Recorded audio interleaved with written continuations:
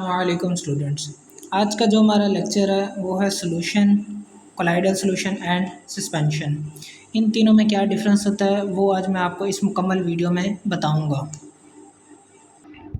सबसे पहले हम देखते हैं सॉल्यूशन को। सॉल्यूशन क्या होता है? सॉल्यूशन हमारे पास होता है ऐसा जिसमें हम टू और मोर कंपोनेंट जब मिलते हैं तो वो सॉल्यूशन बनाते हैं। यहाँ फिर दो से ज़्यादा भी हो सकते हैं, टू और मोर देन टू कंपोनेंट्स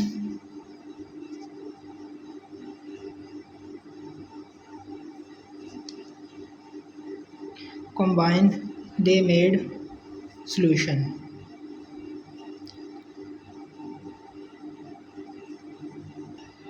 अब सॉल्यूशन जो है हमारे पास वो दो या दो से ज़्यादा कंपोनेंट से मिलकर बनेगा।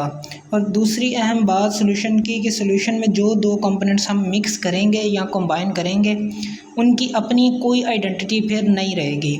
मिसाल के तौर पर अगर हम सबसे पहले दो कंपोनेंट जो हैं उनमें एक को सोल्यूट लेते हैं और दूसरा सॉल्वेंट है हमारे पास, और ये हमारे पास मिलकर सॉल्यूशन बनाते हैं,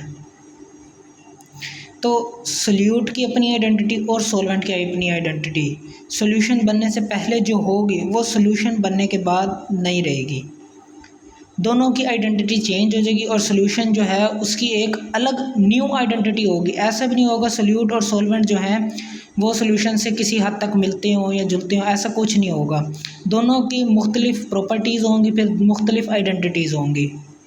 इसके बाद अगर आप सोल्यूट को डिफ़ाइन करें तो आप सिंपल लिखेंगे less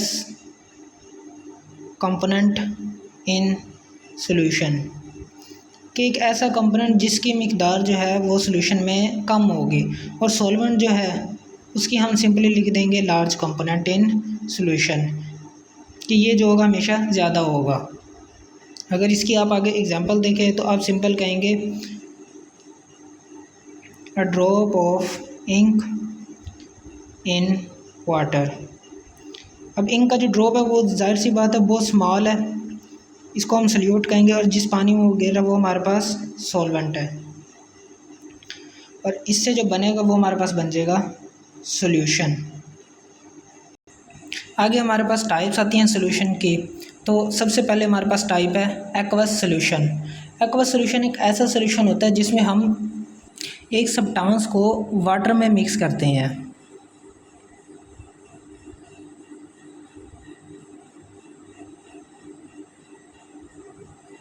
in which a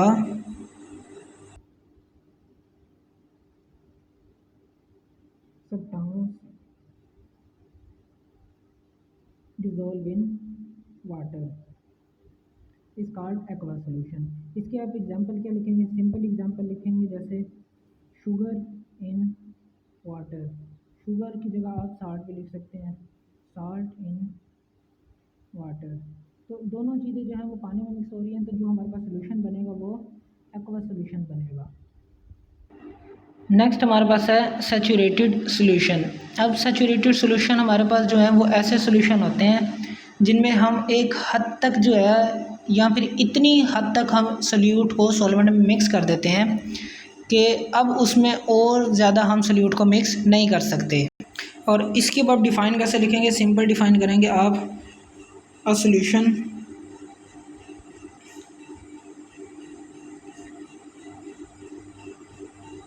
containing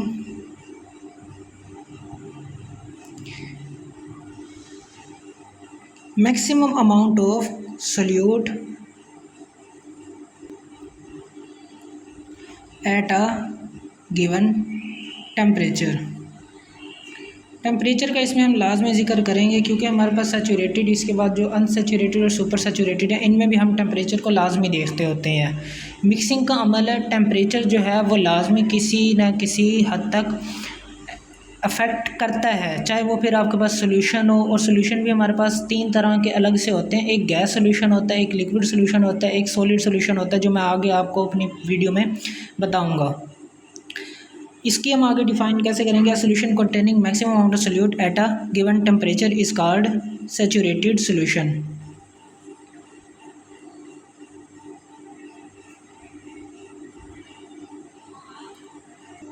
अब अभी सैचुरेटेड सोल्यूशन की आपने डिफ़ाइन तो पढ़ लिया, आपको थोड़ा बहुत इसका कॉन्सेप्ट भी आ चुका है, लेकिन आपने इस बात को लाजमी समझें कि हमारे पास जिस तरह ये मैंने एक बीकर लिया जिसके अंदर पानी है अभी, अब मैं इसमें थोड़ा सा साल्ट मिलाता हूँ, चाहे NaCl हो या कोई और साल्ट हो। मैं 1 चम्मच इसमें 1 गिलास पानी मैंने लिया और 1 चम्मच इसमें मैंने मिलाया है साल्ट, वो फ़ौरन ही मिक्स हो गया, डिज़ोल्व हो गया इसके अंदर। मैंने फिर 1 और चम्मच इसके अंदर मिलाया, वो भी डिज़ोल्व हो गया। एक हद ऐसी आएगी इसकी कि जब मैं इसके अंदर साल्ट मिलाऊंगा और वो मिक्स नहीं होगा इसके अंदर, वो जाके बॉटम में ना बैठ जाएगा। तो जब इस तरह की सिचुएशन आए कि एक सोल्यूशन जो है उसके अंदर सोल्यूट की अमाउंट जो है वो एक सैचुरेशन पॉइंट तक पहुंच जाए, ऐसे सोल्यूशन को हम कहते हैं सैचुरेटेड सोल्यूशन। उसके बाद आती है हमारे पास सेकंड अनसैचुरेटेड सोल्यूशन। जाहिर सी बात है ये सैचुरेटेड नहीं है, अनसैचुरेटेड है। तो इसकी आप सिंपली डिफाइन करेंगे a solution in which solute is completely dissolved is called unsaturated। एक और चीज़ मैंने आपको शुरू में बताई थी कि आप इसमें लाजमी गिवन टेम्परेचर का जिक्र करेंगे, एट अ गिवन टेम्परेचर। इसको हम आगे इस तरह से करेंगे, मिसाल के तौर पर आपके पास एक बीकर आपने लिया, उसके अंदर आपने पानी डाला, आपके पास जितना सल्यूट गिवन था आपने वो इसमें मिलाया और वो कम्प्लीटली डिज़ोल्व हो गया। तो ऐसे सोल्यूशन को कहेंगे हम अनसैचुरेटेड सोल्यूशन। और एक और बात जो अक्सर बच्चों को नहीं पता होती, यहाँ बात हो रही है गिवन टेम्परेचर की। तो हमेशा जब भी बात होगी गिवन टेम्परेचर की, तो जितना टेम्परेचर आपको दिया जाएगा आपने उसी पे करना है। और दूसरी तरफ अगर बात होती है रूम टेम्परेचर की, तो तब आप उसमें बात करेंगे 25 डिग्री सेल्सियस की। इसके बाद आते हैं हमारे पास सुपर सैचुरेटेड सोल्यूशन। जाहिर सी बात है ऐसे सोल्यूशन है ये जो सैचुरेटेड तो हैं लेकिन सुपर सैचुरेटेड है। सैचुरेटेड में हमने ये पढ़ा था कि जब अमाउंट ऑफ सल्यूट जो है वो बीकर के अंदर बैठने लग जाएगी, उसके बॉटम में मिक्स नहीं होगी, तब वो सैचुरेटेड हो जाएगा। इसमें हम क्या करेंगे, जब हमारे पास सल्यूट की अमाउंट हम सोल्यूशन में मिला रहे हैं या सॉल्वेंट में मिला रहे हैं और वो मिक्स नहीं हो रही, तो अब हम उसे हीट करने लग जाएंगे। हीट से क्या होगा कि उसके अंदर और मिक्स होने लग जाएगा सोल्यूट सॉल्वेंट में, और जो सोल्यूशन बनेगा वो फिर हमारे पास बनेगा सुपर सैचुरेटेड सोल्यूशन। इसकी आप डिफ़ाइन फिर इस तरह करेंगे कि ऐसा सोल्यूशन जो मोर कंसनट्रेटेड होगा सैचुरेटेड सोल्यूशन से, उसे हम कहेंगे सुपर सैचुरेटेड सोल्यूशन। इसकी फिर आप आगे इस तरह डायग्राम बना के भी लिख सकते हैं या फिर आप एग्जांपल भी लिख सकते हैं कि एक सोल्यूशन जिसके अंदर हमने सॉल्वेंट को लिया और हमने इसमें सोल्यूट मिक्स किया। अब सोल्यूट जब वो इतना मिक्स नहीं हो रहा, तो अब हम क्या कर रहे हैं,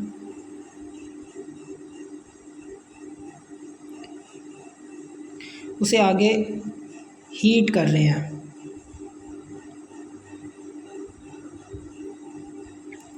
जिससे जो अंदर अमाउंट ऑफ सोल्यूट होगी जो बैठ गई थी बॉटम में, वो भी क्या होगी इसके अंदर मिक्सअप हो जाएगी।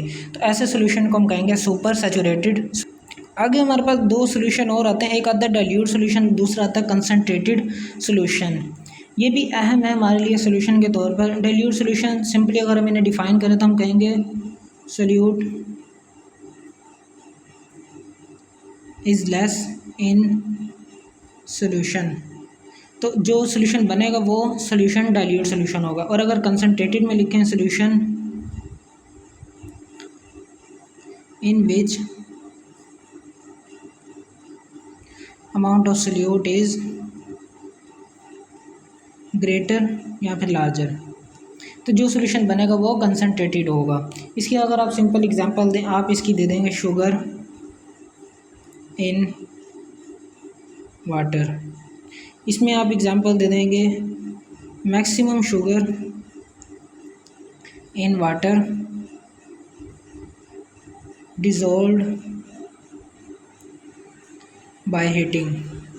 सिंपली अगर आप देखें, अगर आप देखा होगा, जाहिर सी बात है आपने, अगर आप कभी मिठाई वाली दुकान पर जाएं तो उसने एक शीरा तैयार किया होता है जिसके अंदर वो मिठाई को काफ़ी टाइम के लिए डिप करके रख देता है। अब वो शीरा कैसे बनता है, वो पानी को गर्म करता है और उसके अंदर ना काफ़ी ज़्यादा अमाउंट में चीनी को मिक्स कर देता है। ज़ाहिर सी बात है चीनी बहुत ज़्यादा अमाउंट में होती है, पानी के अंदर मिक्स नहीं होती, इसलिए वो क्या करता है उसके नीचे हीट कर देता है, जिससे चीनी जो है वो मुकम्मल तौर पर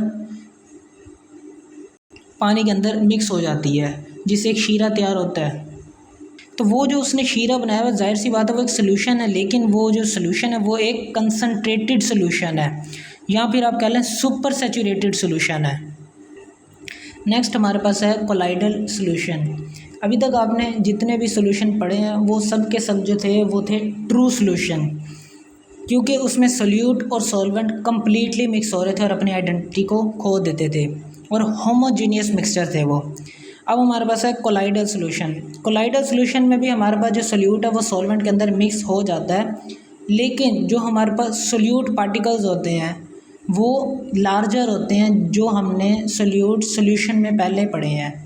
सोल्यूशन से हमारा ट्रू सोल्यूशन, जो हमने पहले सोल्यूशंस पढ़े हैं वो ट्रू सोल्यूशन है हमारे पास। जो अब हम पढ़ रहे हैं कोलाइडल सोल्यूशन, इसके अंदर जो पार्टिकल्स सोल्यूट हम मिक्स करेंगे उनकी अमाउंट या फिर उनका जो साइज़ है वो पहले से ज़्यादा बड़ा होगा। इसकी आप डिफ़ाइन इस तरह से लिख सकते हैं कि solution in which solute particles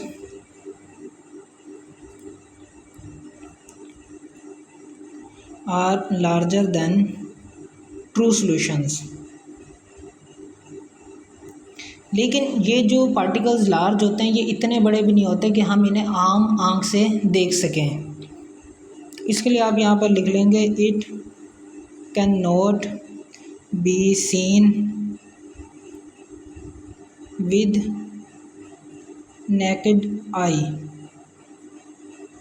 इसके बाद आता है हमारे पास इन कोलाइडल सॉल्यूशन में टाइंडल इफ़ेक्ट। टाइंडल इफ़ेक्ट जो है वो हमें इस चीज़ के बारे में बताता है कि जो हमारे पास पार्टिकल्स हैं वो इतने बड़े लाजमी होते हैं कि जब उनके अंदर से रोशनी या फिर लाइट की बीम ऑफ लाइट जो है, रेज़ जो है वो पास जब होती हैं तो वो बिखर जाती हैं। ये हमारे पास टाइंडल इफ़ेक्ट जो है वो कहता है। तो टाइंडल इफ़ेक्ट को आप इस तरह से डिफ़ाइन भी कर सकते हैं, particles of colloids are big enough to scatter the beam of light, कि जो लाइट है जब वो कोलाइड्स के पास से गुज़रती है तो इनसे टकराती है, जिससे जो लाइट है वो बिखर जाती है। इसकी आप एग्जांपल सिंपल इस तरह लिख सकते हैं कि जब आप एक कमरे में बैठे हैं और फर्स्ट टाइम और सूरज की रोशनी जो है वो कमरे में आ रही हो, तो आप कभी गौर करके देखें उस रोशनी के अंदर आपको वाज़े तौर पर डस्ट पार्टिकल नज़र आएंगे। तो जाहिर सी बात है वो डस्ट पार्टिकल्स अगर आप सूरज की रोशनी से बगैर देखें तो आपकी आँख उन्हें नहीं देख सकती, लेकिन अगर वो सूरज की रोशनी उन पर पड़ती है तो वो आपको वाज़े नज़र आ रहे होते हैं और वो डस्ट पार्टिकल सूरज की रोशनी को इधर उधर बिखेर रहे होते हैं, वो भी हमें नहीं पता लग रहा होता है कि बिखर कैसे रही है रोशनी। तो आप सिंपल वो एग्जांपल लिख सकते हैं, डस्ट पार्टिकल्स इन सनलाइट। और फिर अगर आप इसकी डायग्राम बनाते हैं तो आप इस तरह एक बीकर बना लेंगे और उसके अंदर आप ये सॉल्यूशन रख लेंगे, सॉल्वेंट, और जो आप सॉल्यूट बनाएंगे वो आप छोटे छोटे से पार्टिकल्स बनाएंगे इसके अंदर। ये भी सिर्फ़ और सिर्फ दिखाने के लिए होगा कि ये जो पार्टिकल्स हैं ये लार्जर हैं ट्रू सॉल्यूशन के सॉल्यूट पार्टिकल से, वरना जो ये सॉल्यूट पार्टिकल्स होते हैं कोलाइड्स में हम इनको आम आँख से नहीं देख सकते। नेक्स्ट आता है हमारे पास सस्पेंशन। सस्पेंशन एक ऐसे सॉल्यूशंस होते हैं जिसमें जो है हमारे पास सॉल्यूट पार्टिकल्स कोलाइड से भी ज़्यादा बड़े होते हैं, और ऐसे पार्टिकल्स होते हैं जो सॉल्यूशन के अंदर मिक्स हो जाते हैं कुछ वक्त के लिए, फ्रेशली अगर होंगे, और कुछ देर बाद ये सॉल्यूशन में से बिल्कुल ख़त्म हो जाते हैं और बॉटम में जाकर बैठ जाते हैं। और जो सस्पेंशन सॉल्यूशंस हमारे पास बनते हैं ये हमेशा हेट्रोजीनियस होते हैं। सबसे पहले जो हमने सॉल्यूशन पढ़ा वो ट्रू सॉल्यूशन होते हैं और होमोजीनियस होते हैं, उसके बाद हमने पढ़े कोलाइड्स। ये होमोजीनियस होते हैं लेकिन एक्चुअल में अगर देखा जाए तो ये हेट्रोजीनियस होते हैं, और जो हमारे पास सस्पेंशन होते हैं ये हमारे पास हेट्रोजीनियस होते हैं। तो अगर आप इसके डिफ़ाइन करना चाहिए आप सिंपली लिख देंगे सस्पेंशंस आर हेट्रोजीनियस मिक्सचर, और ये अनडिज़ोल्व पार्टिकल्स होते हैं, और ये पार्टिकल्स इतने बड़े होते हैं कि हम इन्हें आम आँख से भी देख सकते हैं। अगर आप इसकी एग्जांपल लिखना चाहें मिसाल के तौर पर, आपने कभी ना कभी ये देखा ही होगा कि हमारे पास जैसे कीचड़ वगैरह होता है यानी एक बाल्टी के अंदर आपके पास पानी और उसके अंदर मिट्टी मिक्स हुई हुई है। तो जब आप उस मिट्टी को हिलाते हैं तब तो वो कुछ वक्त के लिए जो है वो पानी के अंदर मिक्स हो जाती है और जो सॉल्यूशन है वो हमारे पास बन जाता है। लेकिन फ़ौरन ही कुछ देर बाद जो है हमारे पास वो मिट्टी जो वो आहिस्ता आहिस्ता आहिस्ता आहिस्ता बॉटम में बैठ जाती है। इसी तरह की आपके पास एक और एग्जांपल भी है, चूना चॉक जो होता है हमारे पास, जब इसको हम पानी में मिक्स करते हैं ये कुछ वक्त के लिए तो पानी में मिक्स रहता है, लेकिन कुछ देर बाद ही जो है ये बॉटम में जाकर बैठ जाता है। और जब अक्सर हम रंग के लिए इसे इस्तेमाल भी करते हैं तो हम जब रंग करने लगते हैं तो पहले चूने को हिलाया जाता है, उसके बाद हम इसको इस्तेमाल करते हैं। सिंपल अगर हम तीनों का डिफरेंस देखें तो जो सॉल्यूशन में हमारे पास पार्टिकल्स होते हैं वो हमारे पास हमेशा सिंपल फॉर्म में होते हैं, ना इतने बड़े होते हैं जो हम इन्हें आम आँख से देख सकें और ना ही इतने ज़्यादा बड़े होते हैं कि ये हमें आम आँख से दिखाई देने लग जाएं।